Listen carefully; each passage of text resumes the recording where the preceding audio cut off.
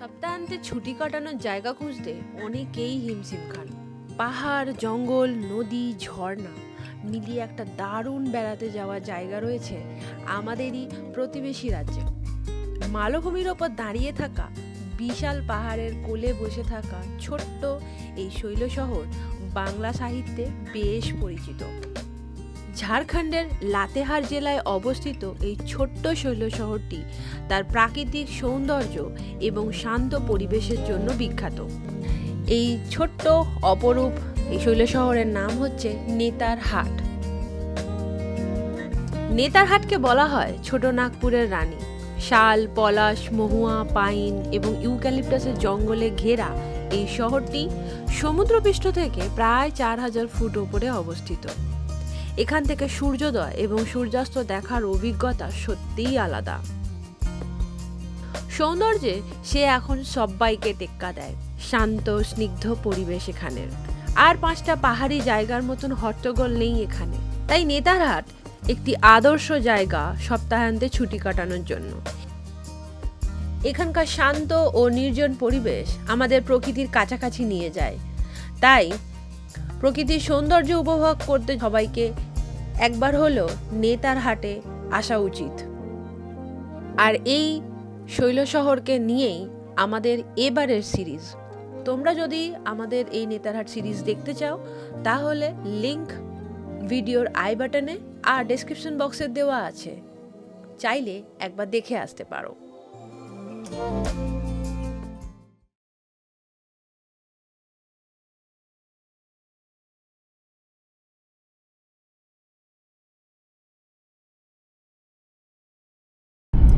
এই যে আমরা এবারে পত্রাতু লেক থেকে বেরিয়ে যাচ্ছি।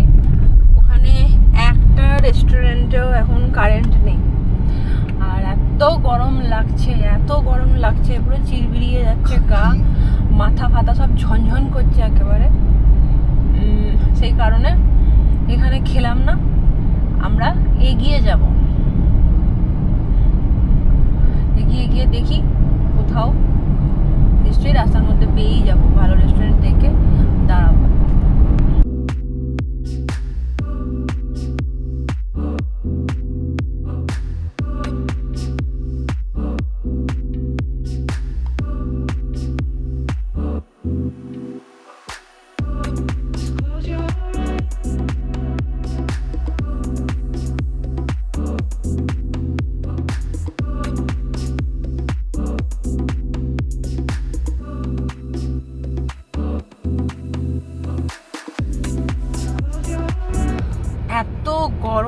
এত গরম যে বেচারা সঞ্জু ঠান্ডা জল কিনে মুখ ধুচ্ছে। এখন বাজে 4:58 আর এত গরম এখানে। সঞ্জু এই এখানে দাঁড়িয়েছিল, জল আনলো। আর এই এটা হচ্ছে ধুসকা আর এটা ফাররা আর এইগুলো হচ্ছে ভাজা লিট্টি। আর এই যে ওপরে দিয়ে আলু চোখা খেলাম, খুব ভালো। কি ধুসকা, ফাররা আর লিট্টি, ভাজা লিট্টি ব্যাপক লাগলো। আর বেশ ঝাল, খুব ঝাল। আলু মাখাটা, যেটা আলু চোখাটা ছিল না, আলু টমেটো মিক্স করে মাখা ছিল। আচ্ছা, ধুসকা, ফাররা আর ওই লিট্টি খেলাম রামগড় পুলিশ স্টেশন ঢোকবার আগে।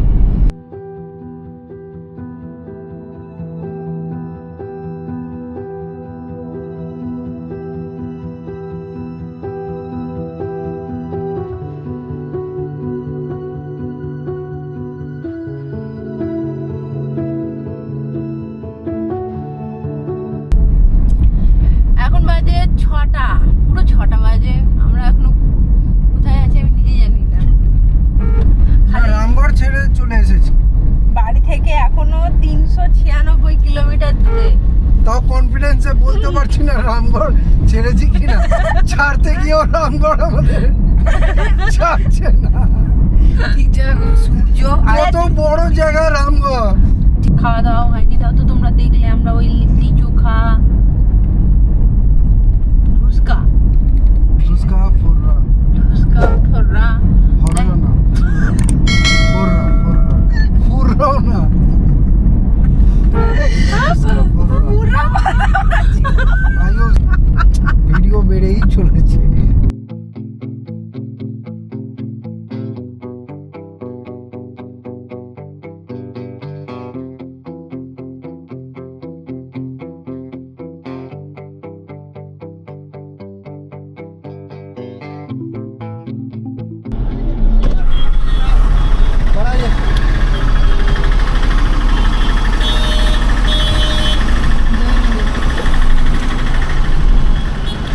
सर हमको धनबाद निकलना है। इसी रोड में निकलेगा, आगे जाके दाहिना मुड़ते रहिएगा। इतना अच्छा। आगे काम चल रहा है इसलिए।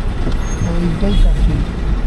তো এখানে কাজ চলছে, সেই কারণে গাড়ি সমস্ত ঘুরিয়ে দেওয়া হচ্ছে।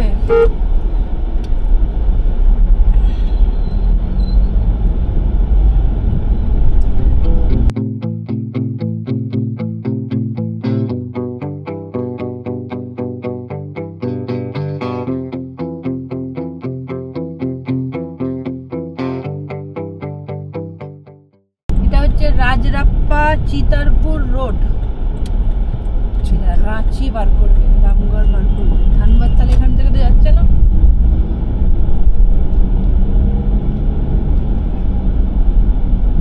ঠিক আছে, এই যে আবার ওই রোডটা দেখতে পাবেন, 1.5 কিলোমিটার।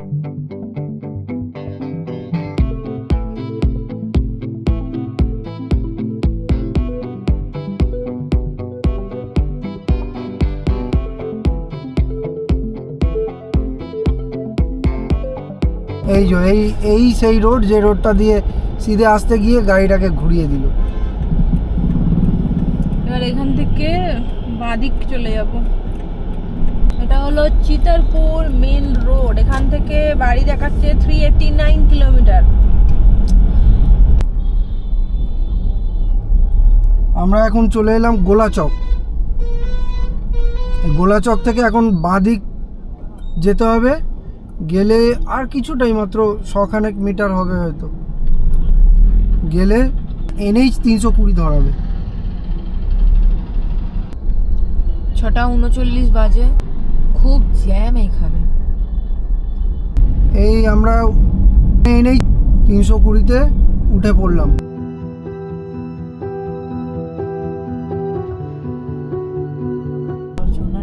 এই টোলটা, সেই টোলটা যেখানে ওই লোকটা ঝগড়া হচ্ছিল, 50 টাকা নেবে। এর নাম শোষো এইটা খুর্দ মনে হয়- টোল প্লাজা। হ্যাঁ, এটা 50 টাকা।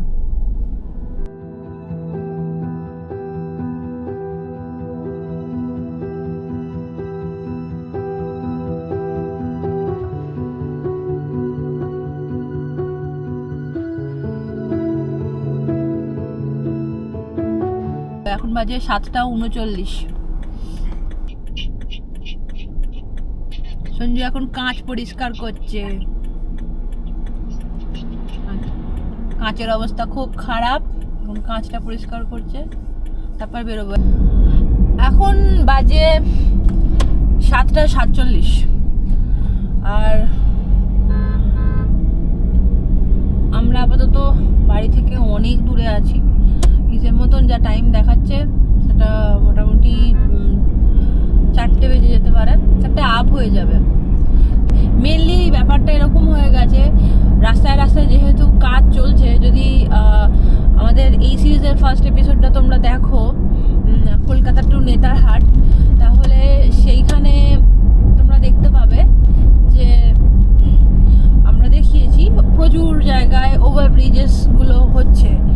সো সেই হিসাবে এবারে কাজ চলছে, এবারে ডাইভারশন সমস্ত জায়গায় করে দিয়েছে, প্রচুর জায়গায় ডাইভার্ট করে দিয়েছে। এবার করতে করতে করতে করতে অনেকটা দূরে চলে এসেছে। সেই কারণে মানে যখন আমরা নেতারহাট থেকে বেরালাম তখন 1 কিলোমিটার দেখিয়েছিল, আর এখন আর 1 কিলোমিটার হয়ে গেছে। তো প্রবলেমটা এইখানে, এই যে এই জায়গাটা আবার কাজ চলছে, ডাইভারশন রয়েছে। এই যেখানগুলো ডাইভারশন হচ্ছে সেখানগুলো একটু ট্রাফিক স্লো থাকছে, বলবো না বন্ধ হয়ে যাচ্ছে, একেবারেই রুকে যাচ্ছে তা নয়, কিন্তু ট্রাফিক স্লো থাকছে। ডাইভারশন করতে করতে আরো কত জায়গায় পাঠিয়ে দিচ্ছে। এটা নেবে তো 40 টাকা। নাম ডানবালিদি।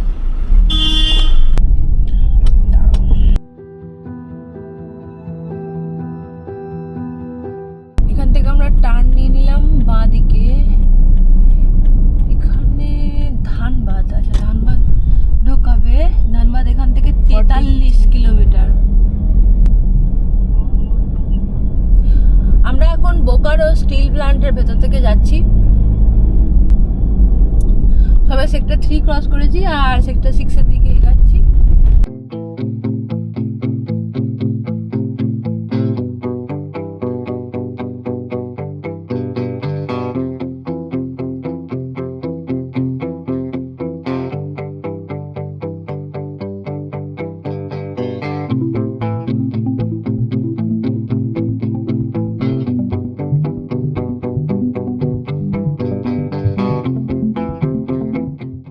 ধানবাদ দেখাচ্ছে 33 আর গোবিন্দপুর 49। দ্যাট মিন ওই গোবিন্দপুরের ওখানেই ওই ইয়েটা কানেক্টরটা না NH 19 হ্যাঁ, এইখান থেকে 3.4 কিলোমিটার গেলে তবে NH 18 এ উঠতে পারবে। বেসিক্যালি এটা স্টেট হাইওয়ে।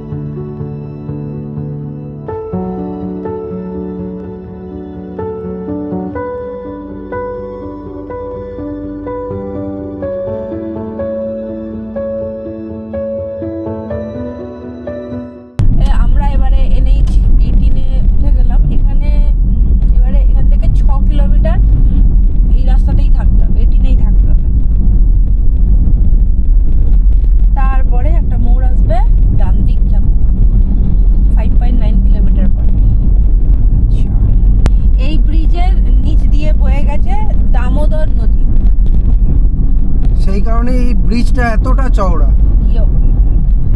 এখান থেকে আমাদের বাড়ি দেখাচ্ছে 315, 4:11 হয়ে যাবে বলছে। এই মুহূর্তে আমরা রয়েছি কাতরাস। 13 কিলোমিটার পর NH 19 উঠতে পারবো। হ্যাঁ, এখন টানা এই রাস্তাটা 13 কিলোমিটার চলবে। আচ্ছা, কলকাতা এখান থেকে 303 কিলোমিটার দেখাচ্ছে আর আমাদের বাড়ি দেখাচ্ছে 292 কিলোমিটার। কেন? এয়ারপোর্ট ধরেছে। তো এখন বাজে 10:05 আর আমরা রয়েছি NH 19 আমরা এসে গেছি এই যেখানে বলছিলাম খাবো, খালসা হোটেল, যেটা গ্র্যান্ড ট্যাঙ্ক রোডের ওপর রয়েছে, গোবিন্দপুর জিটি রোডের ওপরে যেটা রয়েছে। আমরা জাস্ট গোবিন্দপুর মোড়টাকে ক্রস করে এলাম।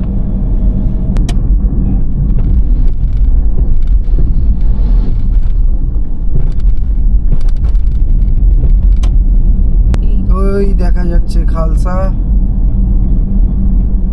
আমরা চলে এলাম খালসাতে। এখানে অনেক রেস্টুরেন্ট আছে, চম্পারন প্রচুর মিট আছে। হাউস। চম্পারন খাবে? না না, RS হোটেল সব সময় ভর্তি ভর্তি ভর্তি। আমরা ওই দিক থেকে এলাম NH 19 ধরে আর আমরা যাব ওই দিকে কলকাতার দিকে। আর আমাদের গাড়ি এখানে পার্ক করেছি আর আমরা এই মুহূর্তে এখন বাজে 10:30 আর আমরা রয়েছি খালসা হোটেলের এইখানে। আর ওইটা হচ্ছে খালসা ভেজ কাউন্টার, ওইটা মানে ভেজ সেকশন। আমরা নেতারহাট যাওয়ার দিনকে এখানেই ব্রেকফাস্ট করেছিলাম আর আজকে ডিনারটা করব, যেহেতু ননভেজ খাবো তো সেই জন্য এই খালসা হোটেল। এইটা ওদের ননভেজ সেকশন আর ওইটা ওদের ভেজ সেকশন। ভেতরটা এরকম, কিন্তু অর্ডার দিক।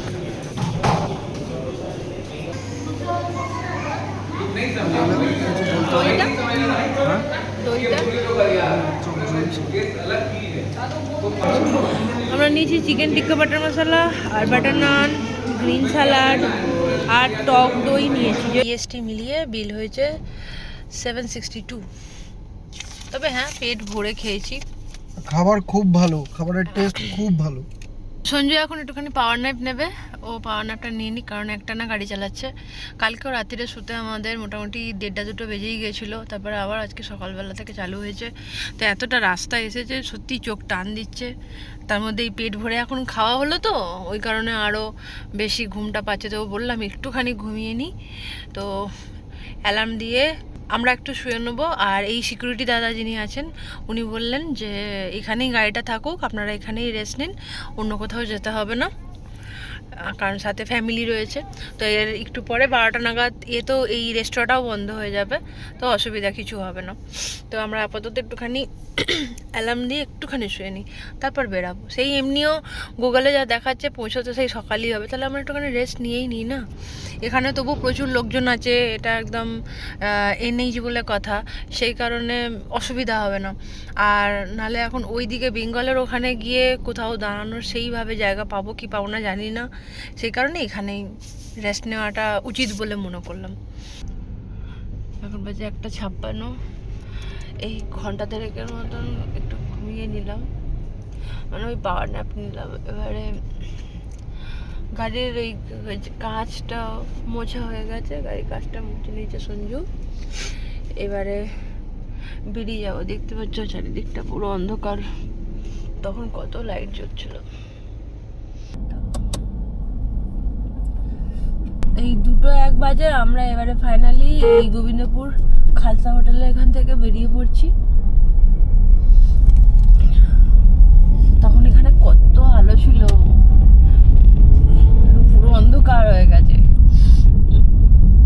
যাই হোক, এমনি জায়গাটা অনেক সেফ ছিল। আমি আর সঞ্জু তো ঘুমাচ্ছিলাম, আয়ুষ্মান জেগেছিল, ঘুমাইনি। তো বলছিল পুলিশ এসে রাউন্ড দিয়ে গেছে। তারপরে আমরা উঠেও দেখলাম পুলিশ রয়েছে, এমনি কোনো ডিস্টার্বেন্স ছিল না এখানে। তো আমাদের বাড়ি এখান থেকে দেখাচ্ছে 269 কিলোমিটার।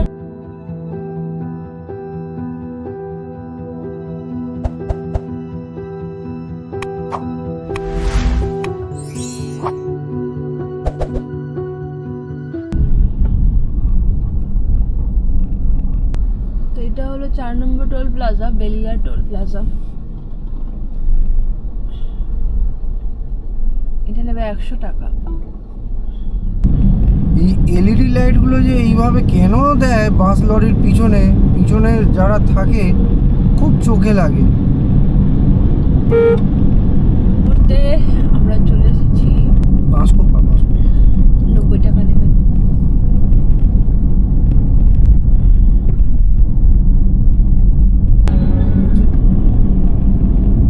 দেখো কাণ্ড, জ্যাম জ্যাম জ্যাম। পানাগড়ে এসে পুরো জ্যাম। এখনো পানাগড়ের ব্রিজটা পুরো পেয়ে যেতে পারিনি। এখন বাজে 3:52। এখান থেকে বাড়ি দেখাচ্ছে 152 কিলোমিটার। ও বাবা, পুলিশের ধান্দাবাজি। এই বলে না সাধারণ পাবলিককে কষ্ট দেওয়ার কিচ্ছু না। যাব না আমরা। এই রাতের কলকাতা বলছি, রাতের ওয়েস্ট বেঙ্গল, বাই গড ক্যা হুই। কোন দিকে যাব? এটা ফ্লাইওভার তো।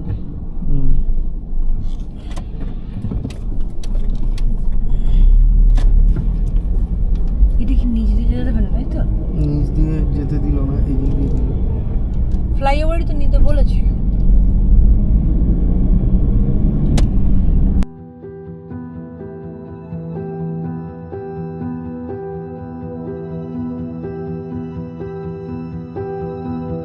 বাজে 4:43 আর আমরা রয়েছি শক্তিগড়ে।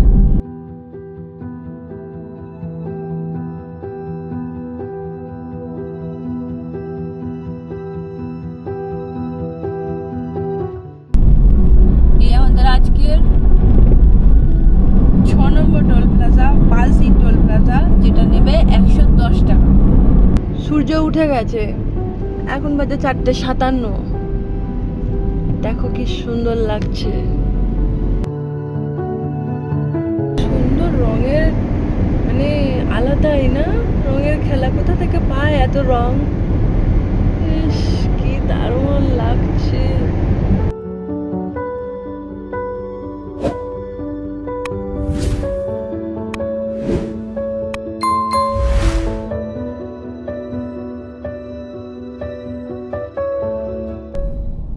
বেশ কিছুক্ষণ পর পরই এরকম করে জ্যাম রয়েছে, তার জন্য প্রচুর সময় নষ্ট হচ্ছে। আর দেখতেই তো পাচ্ছ পুলিশরা ওই জায়গায় জায়গায় দাঁড় করিয়ে টাকা নিয়ে যাচ্ছে। আচ্ছা ঠিক আছে, যাদের থেকে টাকা নেবে তাদের একটা আলাদা লাইন বানাক, অ্যাটলিস্ট একটা রো তো খোলা রাখুক যেখান থেকে এই ছোট প্রাইভেট কারগুলো বেরিয়ে যাবে। তা না, প্রাইভেট কারগুলোকেও দাঁড় করিয়ে রেখে দেবে। পুরো এখানে 1 2 3 4টে রয়েছে, 4টে লেনে, 4টে লেনই জ্যাম। একটা লেন তো অ্যাটলিস্ট মানুষের যদি ইমার্জেন্সি হয় তাহলে কি করবে? এত কেয়ারলেস হয়ে কাজ করে।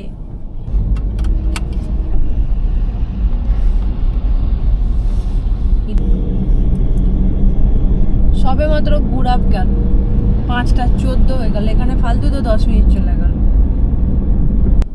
আমরা এই ব্রিজটাতে প্রায় 20 মিনিটেরও বেশি টাইম ধরে দাঁড়িয়ে আছি, এখনো পর্যন্ত জ্যাম ছাড়েনি।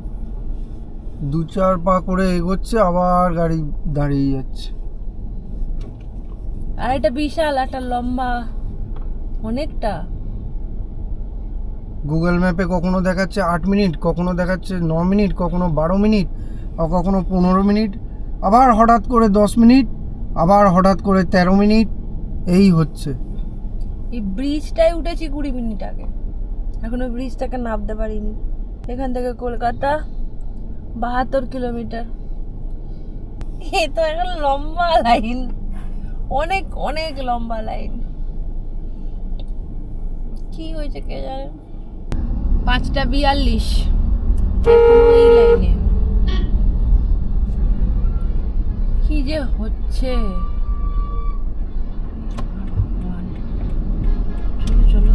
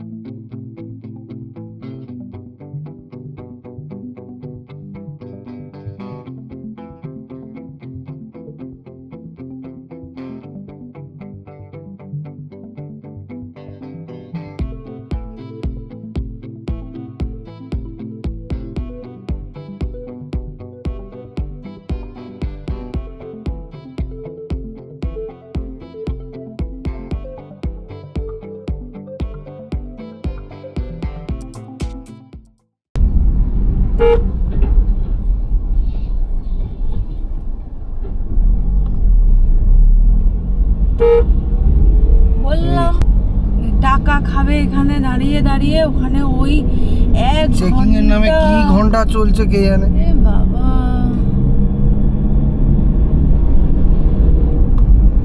1 ঘন্টার ওপর এইখানে দাঁড় করিয়ে দিল।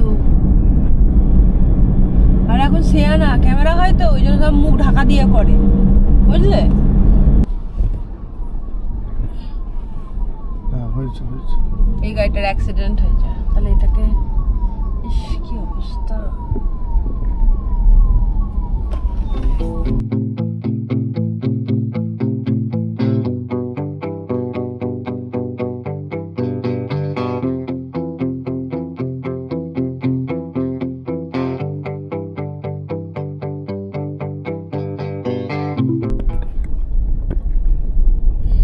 ওই দেখো পুরো ব্রিজ জ্যাম। এখন বাজে 6:32। এ জ্যাম কাটবে না, তাই আমরা একটু এইখানটা একটুখানি জায়গা পেয়েছি, এই সার্ভিস লেন দিয়ে চলে সার্ভিস যাচ্ছি। লেন দিয়ে দেখি কতটা যাওয়া যায়। অনেক গাড়ি যাচ্ছে, তো এখানকার লোককে জিজ্ঞাসাও করলাম, তারা কেউ কিচ্ছু বলতে পারলো না। এই সার্ভিস লেনটা দিয়ে যাই, দেখি কত দূর যাওয়া যায়। মানে বিশাল জ্যাম হয়ে বসেছে। বিশাল বিশাল। কি হয়েছে কিছু বুঝতে পারা যায় না, সব বস্তু স্টপ হয়ে রয়েছে একদম।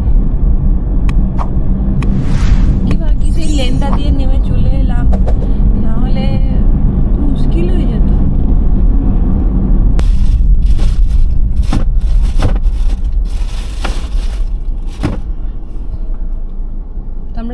ডানকুনি টোল প্লাজাতে, তো ডানকুনি টোল প্লাজা নেবে 75 টাকা।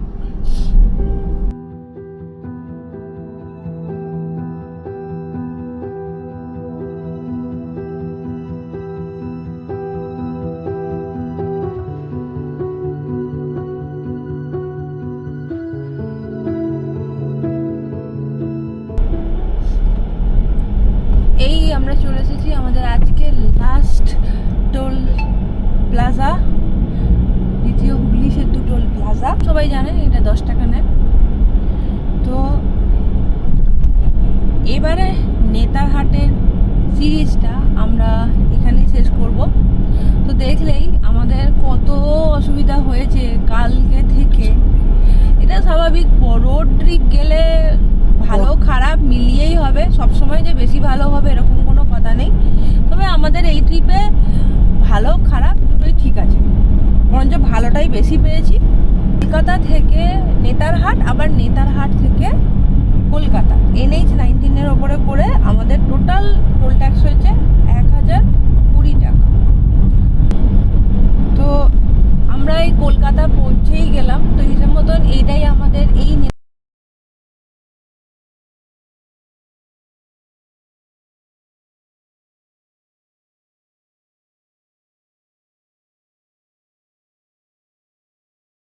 তোমাদের যদি কোনো সাজেশন থাকে তাহলে তোমরা সেগুলো আমাদেরকে কমেন্টের মাধ্যমে জানাতে পারো, তাহলে আমরা সেইগুলো আমাদের ভিডিওতে ইমপ্লিমেন্ট করতে পারবো। আশা করব আমাদের এই প্রচেষ্টা তোমাদের ভালো লাগবে। যদি ভালো লাগে তো please give it a thumbs up and do share. আর যারা আজকে আমাদের চ্যানেলে প্রথমবার এলে তাদেরকে বলবো প্লিজ চ্যানেলটাকে সাবস্ক্রাইব করো, পাশে থাকা বেল নোটিফিকেশন আইকনটাকে প্রেস করে দিও, অল করে দিও, যাতে আমরা যখনই কোনো নতুন ভিডিও দেবো সেটা তখনই তোমাদের কাছে পৌঁছিয়ে যাবে। তো নেতারহাট সিরিজ এইখানেই আমরা শেষ করছি। তো দেখা হবে খুব তাড়াতাড়ি, দেখা হবে নেক্সট কোনো ব্লগে। তো ততক্ষণ ভালো থেকো, বাই। নেতারহাট থেকে আমাদের কলকাতার বাড়ির দূরত্ব দেখাচ্ছে টোটাল 631.5। এই সিরিজে আমাদের টোটাল গাড়ি চলেছে 1450 কিলোমিটার। NH-19 রোড ধরে গেছি, NH-19 ধরেই আবার রিটার্ন বাড়ি ফিরেছি। তো তাতে সমস্ত সিরিজে যেখানে যা ঘুরেছি, গাড়ি চলেছে, টোটাল কিলোমিটারটা হয়েছে 1450 কিলোমিটার।